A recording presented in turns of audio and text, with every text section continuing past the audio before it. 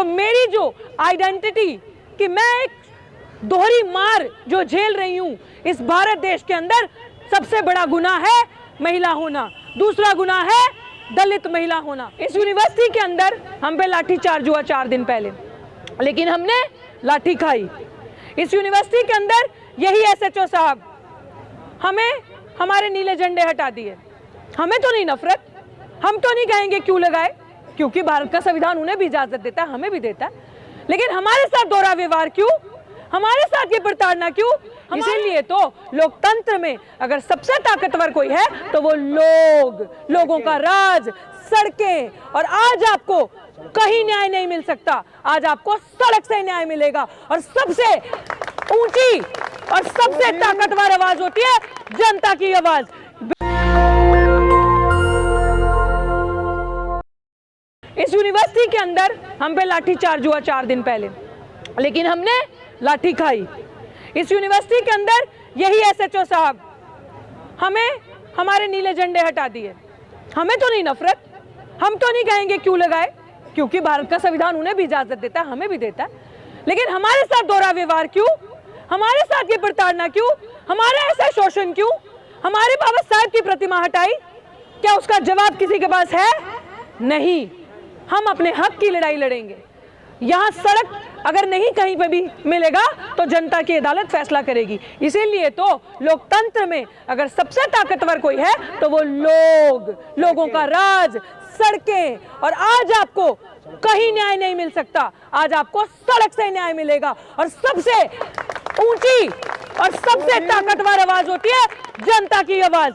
Because in democracy, the kingmaker is always powerful than the king. राजा से ज्यादा ताकतवर राजा को बनाने वाली प्रजा है डेमोक्रेसी में। तो ये सबक आपको हमेशा याद रखना है। शायद ये सबक आपको कहीं पढ़ाया नहीं जाएगा। सो ये सबक आपको यूनिवर्सिटी ऑन स्ट्रीट, हमारी यूनिवर्सिटी में पढ़ाया जाएगा। इस यूनिवर्सिटी में तो मेरा एक महिला होने के नाते बताना आपको क्यों जरूरी है। साथियों, मैं एक महिला ही नहीं, केवल मेरी जो डोमिनेंट आइडेंटिटी है वो मुझसे अलग नहीं हो सकती, क्योंकि मैं एक साइकोलॉजी की स्टूडेंट रही हूँ। साइकोलॉजी में पीएचडी करी इसी दिल्ली विश्वविद्यालय से, 4 कदम अंदर इसी दिल्ली विश्वविद्यालय में साइकोलॉजी पढ़ाई, आइडेंटिटी पे चैप्टर्स पढ़े। आप एक महिला हैं, क्या आप अपनी आइडेंटिटी भूल सकती हैं? कहीं ना कहीं वो आपके अंदर, आपके व्यवहार में रिफ्लेक्ट करेगा। तो मैं एक महिला तो हूँ, लेकिन उसके ऊपर मैं एक दलित महिला हूँ। मैं एक ऐसे समाज से आती हूँ जिसका सदियों से शोषण होता है, जिनको सदियों से सताया गया, जिनके सदियों से हक छीने गए। तो क्या मैं अपनी पीड़ा की बात नहीं करूं? मेरी पीड़ा की बात, मेरे हाथ पे कट लगा है तो मैं दर्द बताऊंगी, या मेरे हाथ का कट का दर्द ये बताएगा?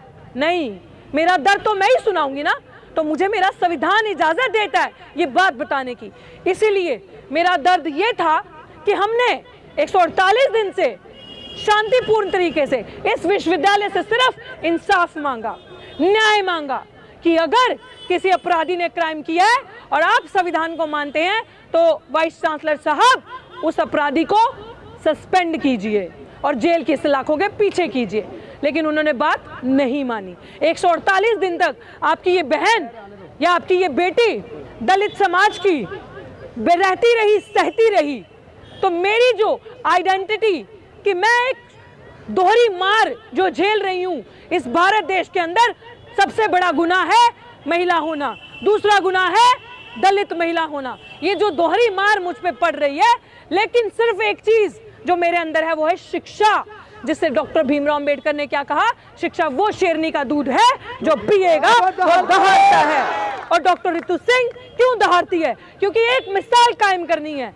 शिक्षा वो नहीं है जो खाली किताबों के अंदर चंद लाइनें कहती हैं। शिक्षा वो है असली किसी मजलूम का दर्द समझना, और चुनौती से जो गुनाह जुल्म कर रहा है उसकी आंखों में आंखें डाल के अपना हक मांगना और उस गुनाहगार को उसकी असली जगह का एहसास दिलाना। मेरी नजर में शिक्षा ये है। मेरी नजर में शिक्षा वो नहीं है कि तुम गलत को कहो, गलत को कह रहे हो सही और मैं कहूँ yes boss, yes boss, yes boss. नहीं, मैं उस चीज को नकारूंगी, मैं उस चीज को नकारने की हिम्मत रखूंगी और मैं अपने स्टूडेंट्स को आउट ऑफ द बॉक्स सोचना सिखाऊंगी, हमेशा सिखाऊंगी।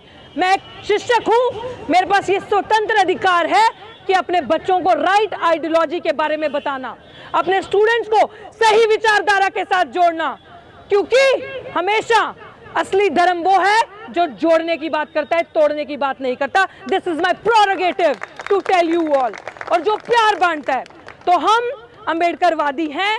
This is our first learning. दूसरी कि हम हमेशा हर एक नागरिक का सम्मान करेंगे, हर एक मजलूम की आवाज बनेंगे, हर एक वॉइसलेस को वॉइस देंगे, वुमेन राइट्स की, दलित राइट्स की मुखौरों के एडवोकेसी करेंगे। This is my right. और अगर मैं पढ़ी लिखी हूं, तो अगर पढ़ाने का अधिकार मुझे अंदर नहीं है, तो बार बार एक ही बार कहूंगी कि मैं अंत तक, जब तक न्याय नहीं मिलता, अपनी लड़ाई सड़क से लड़ूंगी और यूनिवर्सिटी ऑन स्ट्रीट ऐसे ही चलाऊंगी। We the people of India, repeat करना है आपको, रिपीट जोर से बोलना।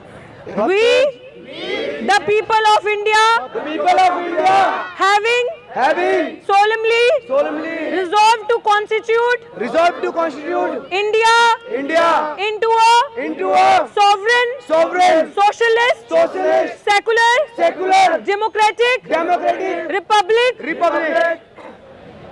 and to secure to all its citizens justice। वो कैसा होगा सोशल वाला? पहले ये बोले थे। अच्छा।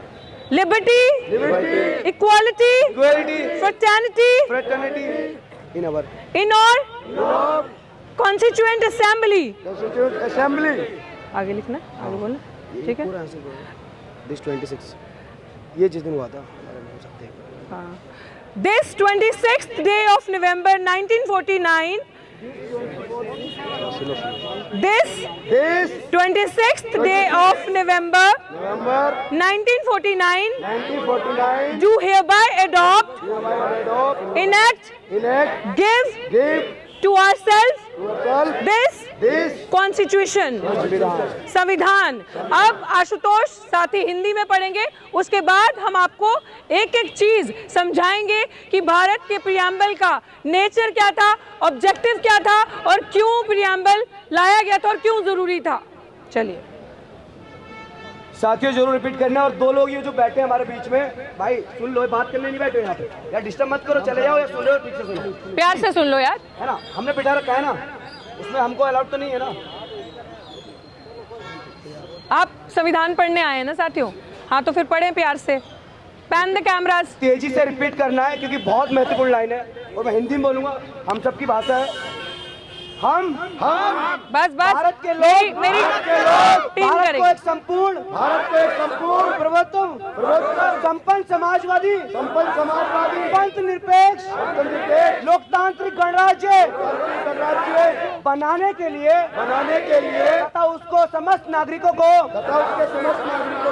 सामाजिक आर्थिक राजनीतिक न्याय विचार अभिव्यक्ति विश्वास धर्म प्रतिष्ठा और अवसर की समानता प्राप्त कराने के लिए तथा उन सबके व्यक्ति की गरिमा और राष्ट्र की एकता और अखंडता सुनिश्चित कराने वाली बंधुता बढ़ाने के लिए दृढ़ संकल्प होकर अपनी संविधान सभा में आज तारीख 26 नवंबर 1949 जिस दिन ये लागू हुआ था, मैं बताऊंगा इसके बारे में, मेरे को को एक तक द्वारा एक्शन में आ इस संविधान को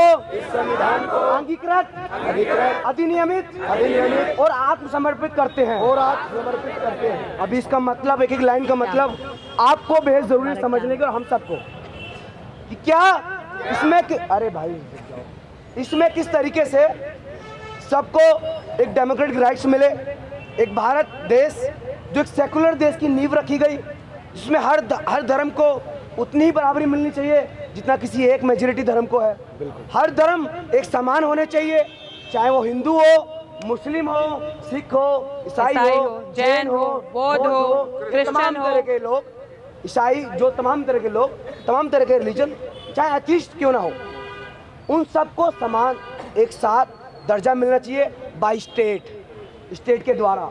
लेकिन आजकल हमारे मोदी जी तो कहीं और ही जा रहे हैं। हाँ तो साथियों, इस सेकुलर भारत की परिभाषा जानने के लिए, एक डेमोक्रेटिक भारत की परिभाषा जानने के लिए, वो तमाम तरीके के अधिकार एक लोकतांत्रिक देश में, एक लोकतांत्रिक देश भी कैसा होना चाहिए, लोकतंत्र की परिभाषा जानने के लिए आज हम सब यहाँ एकत्र हुए हैं। और इस धरना को बड़ा करने के लिए, इस धरने को अपनी एक सॉलिडेरिटी देने के लिए नेशनल दस्तक की आपसे गुजारिश है कि अगर इसको बचाना चाहते हैं तो नेशनल दस्तक को सब्सक्राइब करने के लिए रेड कलर के सब्सक्राइब बटन को दबाएं, फिर बेल आइकन की घंटी दबाएं।